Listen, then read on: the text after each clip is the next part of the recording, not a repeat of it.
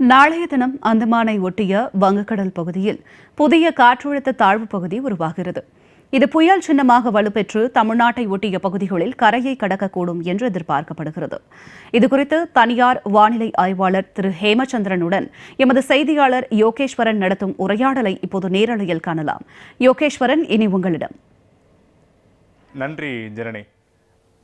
இப்போ சமீபத்தில் தமிழ்நாடு முழுவதுமே பரவலாக கனமழை என்பது காண முடிகிறது. ஓரிரு இடங்களில் அதீத கனமழை, சில இடங்களில் மிக கனமழை வரைக்கும் பதிவாகி இருக்கிறது.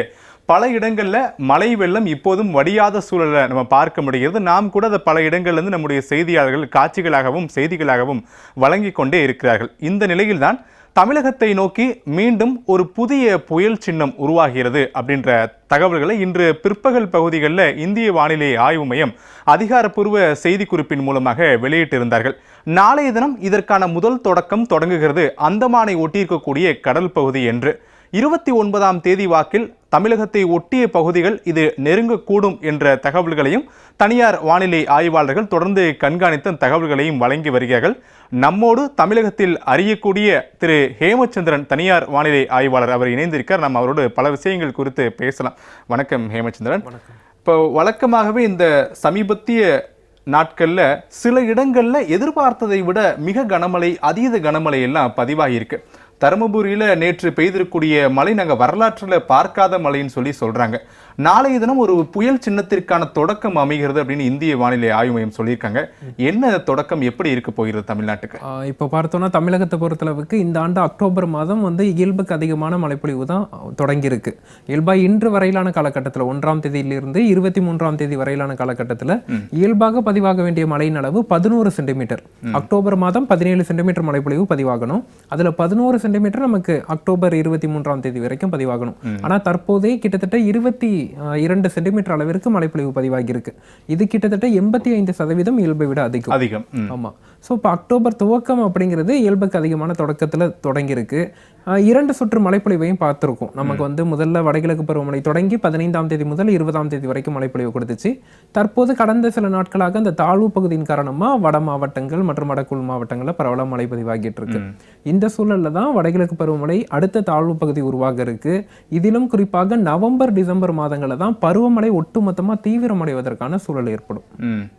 இப்போ நவம்பர் டிசம்பர் மாதங்கள்ல பருவமழை தீவிரமடையும். ஆனா சமீபத்திய நாட்களாகவே தமிழகம் பெரும்பாலான இடங்கள்ல மழைப்பொழிவை பார்த்து விட்டது. நாளைய தினம் ஒரு புயல் சின்னம் உருவாக போகிறது அந்தமான் கடல் பகுதிகளில். நீங்க கூட தொடர்ந்து கண்காணிக்கிறேன்னு கூட சொல்லியிருந்தீங்க. என்ன நிலவரம் இப்போதைக்கு?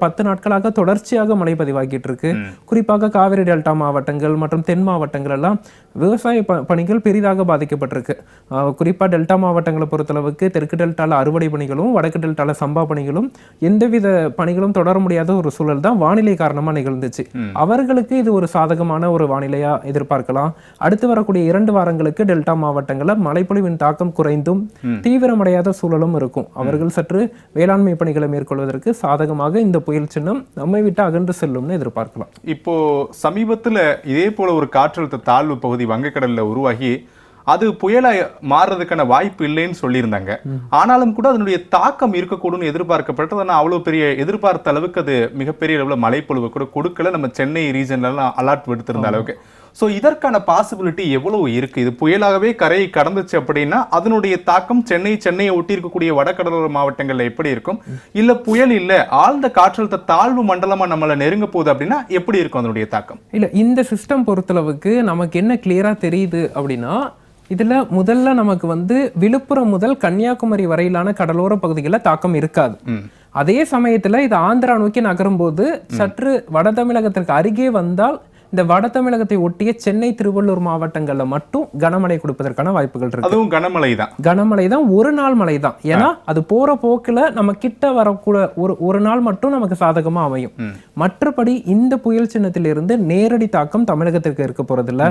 குறிப்பா மத்திய மாவட்டங்கள், தென் மாவட்டங்கள், மேற்கு மாவட்டங்கள்ல எந்த பிரச்சனையும் இருக்காது. நமக்கு வட மாவட்டங்கள்ல சென்னைக்கு ஒரு நாள் மழைக்கு தான் வாய்ப்பு இருக்கு. அதுவும் அருகில் வரும் பட்சத்துல, இல்லை என்றால் இதுக்கு சற்று அப்பாலே நமக்கு வந்து மத்திய ஆந்திரா நோக்கி நகர்ந்து விட்டால் ஒட்டுமொத்தமாவே ஆந்திர பகுதிகளுக்கு தான் இதன் தாக்கம் அதிகமா இருக்கும். தமிழகத்தை பொறுத்தளவுக்கு பெரிய ஒரு தாக்கம் இருக்காது. இப்போ ஹேமச்சந்திரன் சொல்றது புயலுக்கான அறிகுறிகள். புயல் ஒருவேளை புயலா மாறுச்சு அப்படின்னா அந்த மழைப்பொழிவு இருக்கும். இது புயலாகவே வலுப்பெறவில்லை. இது ஆழ்ந்த காற்றழுத்த தாழ்வு மண்டலமாக கரையை நோக்கி நகர்கிறது என்றால் அப்போது சென்னை உள்ளிட்ட ரீஜன்ல மழை எப்படி இருக்கும்? தமிழ்நாட்டுக்கு நேரடியான பாதிப்புகள் இருக்குமா?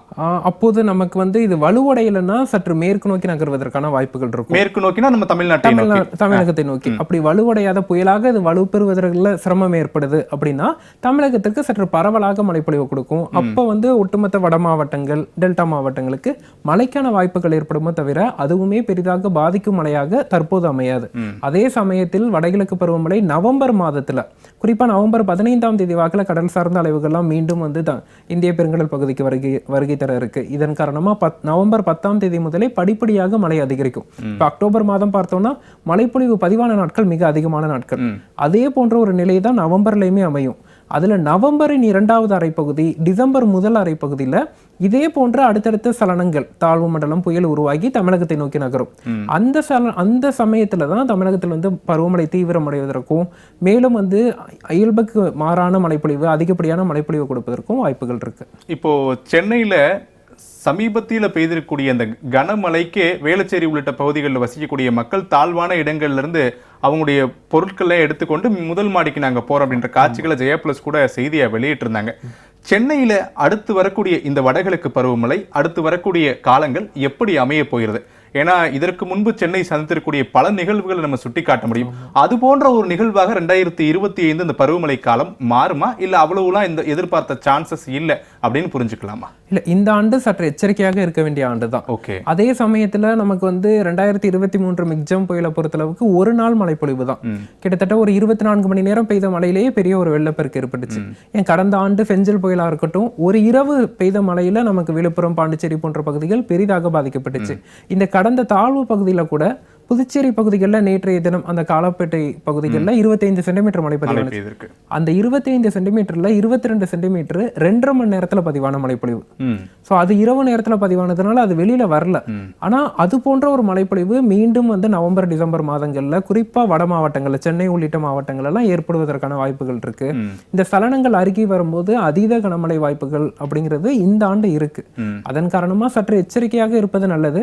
அதே சமயத்தில் கொடுக்கப்படும் அனைத்து ரெட் அலர்ட்க்கும் மக்கள் வந்து அச்சப்படுவதோ, இல்ல அனைத்து ரெட் அலர்ட்லயுமே வெள்ளப்பெருக்கு எதிர்பார்ப்பதோ, இல்ல ரெட் அலர்ட்னு சொன்னாலே 50 சென்டிமீட்டர் கிட்ட மழை பெய்யும் அப்படிங்கிற ஒரு பிம்பமும் உருவாகுது. அது தவிர்க்க வேண்டியது. அனைத்து ரெட் அலர்ட்லயும் அது போன்ற ஒரு மழைப்பொழிவு இருக்காது. 2025 இந்த வடகிழக்கு பருவமழை காலம் அப்படின்றது சென்னை உள்ளிட்ட வடகடலோர மாவட்டங்கள் எச்சரிக்கையாக இருக்கக்கூடிய மாதங்கள் அப்படின்னு சொல்லியிருக்கீங்க. இப்போ சமீபத்துல ஜூன், ஜூலை வெயில் காலங்கள் எல்லாம் எதிர்பார்த்ததை விட தென்மேற்கு பருவமழை மிக அதிகமாக இருந்தது. உத்தரகாண்ட், இமாச்சல பிரதேசம் எல்லாம் அடுத்தடுத்து மழைப்பொழிவு, மேகவெடிப்பு இப்படியான காட்சிகளும் செய்திகளும் அடுத்தடுத்து வந்துட்டே இருந்துச்சு. அப்போ டெல்லியில் இருக்கக்கூடிய IMD ஆபீசர்லாம் சொல்லும் போது இந்த ஆண்டு மழைப்பொழிவு அதிகமா இருக்கும், வடகிழக்கு பருவமழை கூட எதிர்பார்த்ததை விட ரொம்பவே அதிகமா இருக்கிறதுக்கான வாய்ப்பு இருக்கு அப்படின்றாங்க. ஒட்டுமொத்த ரீசன் வடகிழக்கு பருவமழை தாக்கத்தை அனுபவிக்கக்கூடிய கேரளா, தமிழ்நாடு, குறிப்பா தமிழ்நாடெல்லாம் எப்படி இருக்க போகிறது? ஒட்டுமொத்தமாவே வடகிழக்கு பருவமழை காலத்துல இந்த ஆண்டு இயல்புக்கு அதிகமான மழை தான் எதிர்பார்க்கப்படுது. இது தமிழகம் மட்டுமல்லாத ஆந்திரா, ஒடிசா மற்றும் அதனை ஒட்டி இருக்கக்கூடிய கேரளா, கர்நாடகான அண்டை மாநிலங்கள்லயும் மழைப்பொழிவு இயல்பை விட அதிகமா இருக்கும். ஆனா அவர்களை விட பாதிப்பு நமக்கு அதிகமா இருக்கும். குறிப்பா தமிழகத்தை பொறுத்தளவுக்கு ஒட்டுமொத்த தமிழகத்திலும் இந்த ஆண்டு ஒரு பரவலான மழைப்பொழிவு எதிர்பார்க்கலாம். சோ அனைத்து பகுதிகளிலுமே நீர்நிலைகள் நிரம்பும் அளவிற்கு, அனைத்து பகுதிகளிலுமே விவசாயிகளை மகிழ்விக்கும் அளவிற்கு நல்ல மழைப்பொழிவுங்கிறது இருக்கும். பாதிக்கக்கூடிய மழைப்பொழிவு அப்படிங்கிறது சென்னை முதல் நாகை வரையிலான கடலோர பகுதிகள், குறிப்பா இந்த தாழ்வு மண்டலம் புயல் போன்ற அமைப்புகளால தாக்கம் இருக்கக்கூடிய பகுதிகளா வடகடலோர மாவட்டங்கள் மற்றும் காவிரி படுகை மாவட்டங்களான சென்னை, திருவள்ளூர், காஞ்சிபுரம், செங்கல்பட்டு, புதுச்சேரி, விழுப்புரம், கடலூர், மயிலாடுதுறை, காரைக்கால், நாகப்பட்டினம், திருவாரூர், தஞ்சாவூர் உள்ளிட்ட மாவட்டங்கள் சற்று எச்சரிக்கையா இருக்கணும். இந்த சலனம் கரையை கடக்கும் போது இதை ஒட்டி இருக்கக்கூடிய உள் மாவட்டங்கள், இப்ப ராணிப்பேட்டை, வேலூர், திருவண்ணாமலை, கள்ளக்குறிச்சி போன்ற மாவட்டங்கள் மற்றும் மத்திய உள் மாவட்டங்களான திருச்சி, அரியலூர், பெரம்பலூர் போன்ற மாவட்டங்களும் சற்று எச்சரிக்கையாக இருக்க வேண்டியது அவசியம். இப்ப தற்போதைய அக்டோபர் மாதமே வடக்கு உள் மாவட்டங்கள்ல பரவலா நல்ல மழைப்பொழிவு பதிவாகி ஏரிகள், குளங்கள், நீர்நிலைகள்லாம் வெகுவா நிரம்பி இருக்கு. இதுல நவம்பர் மாதம் உருவாகக்கூடிய புயல்கள் ஒரு நாள் மழைப்பொழிவு பதிவானாலும் அதன் தாக்கம் அதிகமா இருக்கும். ஏன்னா இப்ப அடுத்த மாதம்லாம் நமக்கு மண்ணில் ஈரப்பதம் அதிகரிச்சிரும், நீர்நிலைகள்ல நீர் இருப்பு வெகுவா அதிகரிச்சிரும். அந்த சமயத்துல ஒரு நாள்ல அதீத கனமழை பெய்தா கூட அதனுடைய தாக்கம் இருக்கும், தாக்கம் பெரிதாக இருக்கும். இப்போ 2025க்கான நடப்பு வடகிழக்கு பருவமழையுடைய முதல் புயல் சின்னத்திற்கான அறிகுறி 2 வாரத்துக்கு முன்னாடி உருவானது கூட அது புயல் சின்னமா மாறதுக்கு வாய்ப்பு இல்லைன்னு சொன்னாங்க. ஆனா நாளை உருவாக போகிறது புயலாக மாற வாய்ப்பு 80-90% இருக்குன்னு நீங்க கூட சொல்லியிருந்தீங்க. சோ அடுத்தடுத்த நாட்கள்ல இது போன்ற புயல் பாதிப்பு இருக்குதா வங்கக்கடல்கள்ல? இப்ப பார்த்தோம்னா இந்த புயல் உருவாவதன் காரணமா, உருவாகி நம்ம விட்டு அகன்று செல்வதன் காரணமா இப்ப தற்போதைக்கு இங்க இருக்கக்கூடிய ஈரப்பதத்தை இழுத்துட்டு போயிரும். இதன் காரணமா வெப்பம் அதிகரிக்கும். தமிழகத்துல ஒரு மழைக்காலமே முடிவடைஞ்சிட்டா ஒரு வெப்பமான நாட்களா இருக்கும். நவம்பர் 5ஆம் தேதி வரைக்கும் பகல்ல வெப்பம் அதிகமா இருக்கும். ஆங்காங்கே இடியுடன் கூடிய மழை இரவு நேரத்துல பதிவாகும். மறுபடியும் நமக்கு இந்த புயல் முழுமையாக வலுவிழந்து பிற காரணிகள்லாம் சாதகமாக அமைந்து பருவமழை படிப்படியாக திரும்புவதற்கு, முழுமையான ஈரப்பதமான காற்று திரும்புவது நவம்பர் 10ஆம் தேதிக்கு பிறகுதான் திரும்பும். அப்படி திரும்ப தொடங்கி 15ஆம் தேதிக்கு பிறகு படிப்படியா தீவிரமடைவதற்கான சூழல் இருக்கு. நவம்பர் 15 முதல் டிசம்பர் 15 வரையிலான அந்த ஒரு மாத காலகட்டத்தில் பருவமழை தீவிரமடைந்து முழுமையான, இதுவரைக்கும் பருவமழை தொடங்கி தீவிரமடையாத சூழல் தான் இருக்கு. பல இடங்கள்ல மிக கனமழை, அதீத கனமழை பதிவாகி இருந்தாலும் பருவமழை ஒட்டுமொத்தமா தீவிரமடையணும். அப்போ பார்த்தோம்னா நமக்கு தென்சீன கடல்ல இருந்து நமக்கு காற்று வரும். ஸோ இப்போ அது மாதிரியான ஒரு அமைப்பெல்லாம் ஏற்படுவதற்கு அடுத்த மாதம் ஆகும். அப்போ நமக்கு நவம்பர், டிசம்பர்லயும் நமக்கு இயல்புக்கு அதிகமான மழைப்பொழிவை தான் எதிர்பார்க்கிறோம். இயல்பா அக்டோபர், நவம்பர், டிசம்பர் 3 மாதங்கள்ல சராசரியா 44 சென்டிமீட்டர் மழைப்பொழிவு பதிவாகணும். இந்த ஆண்டு 60 சென்டிமீட்டருக்கு மேல எதிர்பார்க்கிறோம். அதன் காரணமா மலை சுற்றுகள் இன்னும் அதிகமா இருக்கு, மழைப்பொழிவு நாட்கள் இன்னுமே இருக்கு. அதுல இடையிடையே இந்த இடைவெளி நாட்கள்ல விவசாயிகள் அந்த இடைவெளியை பயன்படுத்தி அவர்களது பணிகளை மேற்கொள்ளலாம். திரு ஹேமச்சந்திரன், நிறைவா ஒரே ஒரு கேள்வி. இப்போ இந்த புயல் சின்னம் உருவாக போகிறது, நாளை அதனுடைய தொடக்கம் உருவாக போகிறது அப்படின்னு இந்திய வானிலை ஆய்வு மையம் சொன்ன உடனே ஜெயப்ளஸ் உட்பட பல செய்திகளும் அதனை உடனே ஒரு பிரேக்கிங் நியூஸை எடுத்து அதை தெரியப்படுத்தினாங்க. பலரும் அந்த செய்திகளுக்கு பின்னால் கேட்பது தமிழ்நாட்டிற்கு பாதிப்பு இருக்குதா இல்லையா? ஏன்னா நாங்கள் கடந்த முறை குறிப்பாக சென்னையை சேர்ந்தவர்கள் பலரும் கேட்கக்கூடிய கேள்வி, இது நேரடியான பாதிப்பு இருக்குதான்? நீங்கள் 2 விஷயத்தை முன் வச்சிருந்தீங்க. புயலா மாறுறதுக்கான வாய்ப்பு இருந்தால் பாதிப்பு எப்படி இருக்கும், புயலா மாற வாய்ப்பு இல்லை, ஆழ்ந்த காற்றழுத்த தாழ்வு பகுதியா அது கரையை கடந்துச்சுன்னா பாதிப்பு இருக்கு. அந்த பாதிப்பு சென்னை, தமிழ்நாட்டிற்கு மட்டும் இந்த புயலுடைய தாக்கம் எப்படி இருக்கு? நிறைவா முடிச்சுக்கலாம். ஸோ இது புயலா மாறுது, ஒரு பெயர் பெறக்கூடிய புயலா மாறினா தமிழகத்திற்கு பெரிய தாக்கம் இருக்காது. சென்னையில ஒரு நாள் மழை தான் மழை இருக்கும். அந்த ஒரு நாள் மழையுமே எப்படி இருக்கும்? கனமழையா, மிக கனமழையா இருக்கும்? அந்த ஒரு நாள் இது நகர்வை பொறுத்து பரவலா கனமழை இருக்கும். ஓரிரு இடங்கள்ல மிக கனமழை. பாதிக்கும் மழை, பெரிதாக பாதிக்கும் மழை இருக்காது. சில தாழ்வான இடங்கள்ல தண்ணீர் தேங்குவது அதோட முடிந்துவிடும்.